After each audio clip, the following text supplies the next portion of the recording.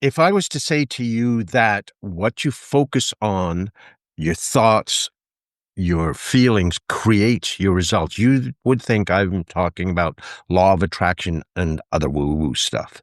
Well, the fact is now neuroscience is starting to say the same thing. There's solid research coming out showing that where you focus shifts the way your brain works through something called predictive coding and actually makes it more likely that you're going to get those results. And that's what we're going to dive into today.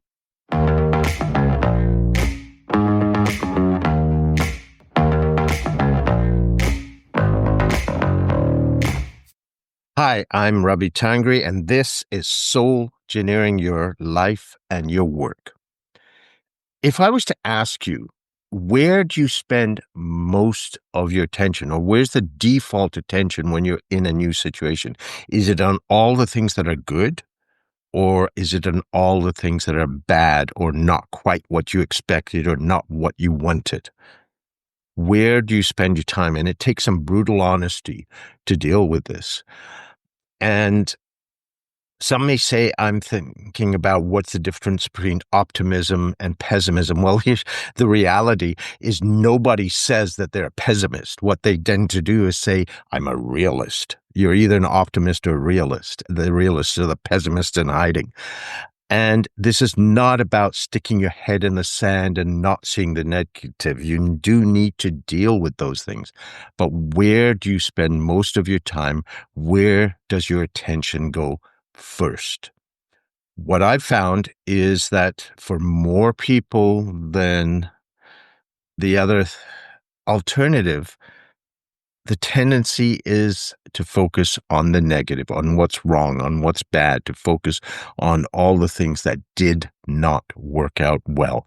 That seems to be the default. Even for people who say that they're positive, you'll find that they get irritated about things that aren't right or focus there. Listen to the conversations, not to what they say about them. This is something I did for many years, and it's something that's learned through family and so on, that there are habits that you learn, and it's totally below the level of consciousness, but you can change it once you're aware of it. And what happened when I was in that without knowing that I found people that were like me, that also focused on the negative because it was what I was used to. Now, here's the funny thing is there are times when that irritated me. And what that was really about was the mirror principle. And there's another episode, I'll put the link in the notes, where I talk about that, where what was really going on is they were reflecting what I was doing and I didn't like what I saw. It wasn't about them. They were showing me what I was doing. And once I realized that I had this pattern, I worked diligently to shift it, and it did slowly shift. And I went from doing these things and focusing on the negative and being surrounded by a lot of people who were focused on the negative and sometimes being irritated to some time ago, I was in a relationship, and the person that I was in the relationship with, she was very much focused on negativity. And, for example, we both love coffee. We're both coffee snobs. We love good coffee. But whenever we went out, it was inevitable that if we weren't making a coffee, there was a litany of complaints that would pop up. And now, if coffee's bad, I'll say it. If it's so-so, I won't say anything to let it go. But that was the first thing.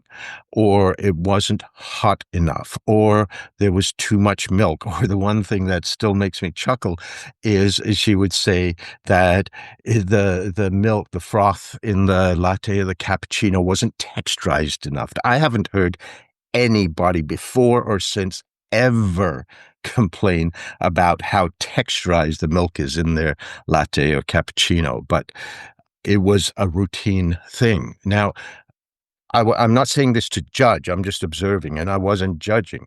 This was someone who had a beautiful soul, And I held space for that negativity. And there were times, lots of times when, the beauty and positivity came out, and I just held space for when she was. And I noticed that I wasn't reacting. It wasn't irritating me. But the other thing I did notice when the relationship ended, that when I let go of holding that space, I suddenly felt this huge exhaustion, that as much as I wasn't taking it on or reacting, just holding space over that long time for that negativity was still tiring. Since then, I've noticed a shift that I can hold space more for others without it exhausting me. So I'm seeing these shifts, and I'm working, it's progress bit by bit by bit.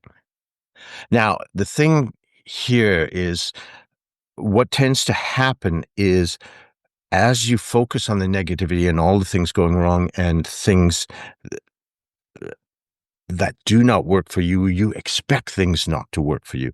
And if you practice or believe in the law of attraction, this is using it to the wrong effect. This is putting out all the things you don't like so you attract it. But this is not just the woo-woo stuff. Neuroscience is now catching up with this. And there are several papers. There are two new ones published just last year that talk about the predictive coding system of the brain. And what they're finding that is that if you focus on negative thoughts, if you expect negative outcomes, you're much more likely to get those negative outcomes. And this predictive coding process that happens in your brain, that what happens first is, because you're expecting things not to work out, with bad things to happen, your perception shifts. So your brain looks for proof that you're right, that this is going to screw up, this is going to mess up for you. When that happens, your physiology starts to shift. Your body prepares for the negative outcome. It's like you're bracing for it, and you're into the stress response. And, this chronic stress, living in anticipation of negativity, is just not healthy. And what happens as your body shifts, then your behavior starts to shift. So when you have opportunities, you may hesitate, you may hold back, you may play small, or you may react irritated and have negative reactions from people because you're edgy or irritated or upset. And then the world responds to your behavior. And guess what? You get what you feared. This is the predictive coding process. And there's also research starting to come out now that if you focus on positive outcomes, not just for yourself, but also as leaders, if in terms of believing in positive outcomes in your people, you're more likely to get those outcomes as well. But it's a matter of taking back control of your mind and taking it from the default into shifting into a much more conscious process. So how do you change? Well, the first step is to notice. Notice yourself. Notice the people around you. Notice what irritates you. Where do you put your attention? This is, as I say, where it takes brutal honesty. There's a lot of people I know who profess to be very positive, happy, up, and they post all these wonderful, happy things on Facebook and Instagram. But in day-to-day life, they tend to keep focusing on the things that are negative. So, really give yourself some brutal honesty. And now here's the thing where most people go down the absolute wrong rabbit hole, is they beat themselves up because they go, "Oh my God, I'm so negative." And guess what? If you do that, you're being negative about being negative. You're into a downward spiral, and you're just reinforcing that negative to beat yourself up again. You're right back into that pattern.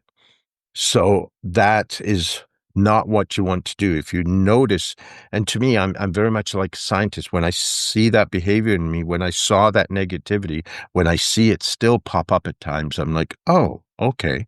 I'm very much like a dispassionate scientist observing this. And I go, okay. And one thing you can do is really celebrate that you've noticed it. Oh my gosh, I caught myself.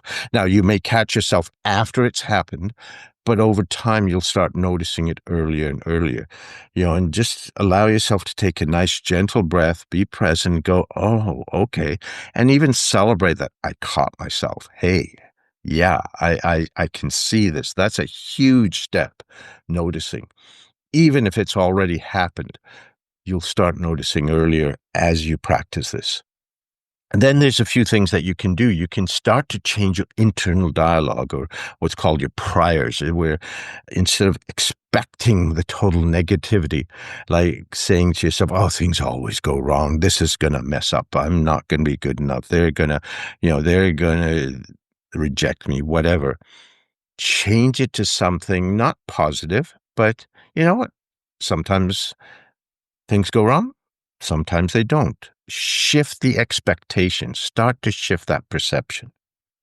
And when you catch yourself thinking those thoughts, oh, this is going to go wrong. It always does.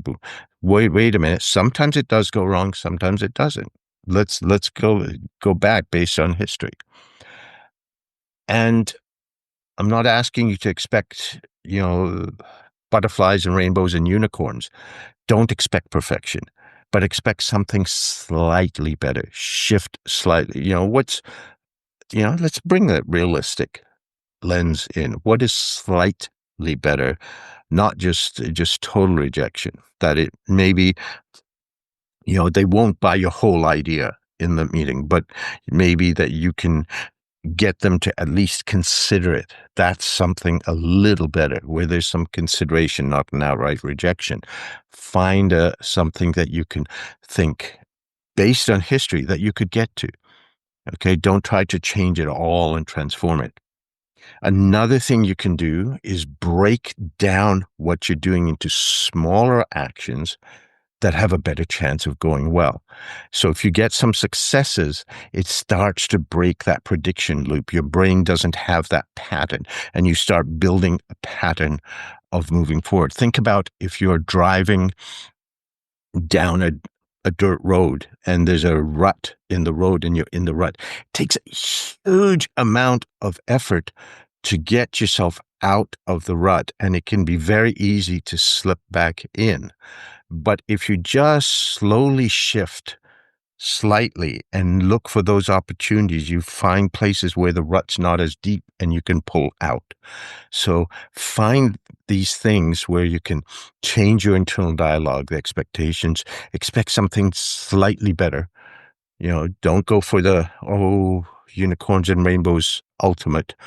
And then break things down into actions that can give you a much better chance of actually succeeding. So these are some simple steps you can start to move forward. What you may find, as with a lot of things we discuss, is that sometimes the roots of this negativity go very deep, and you may need, as I have had in the past, some counseling or coaching support to help you break free of those patterns. That's where those priors come from.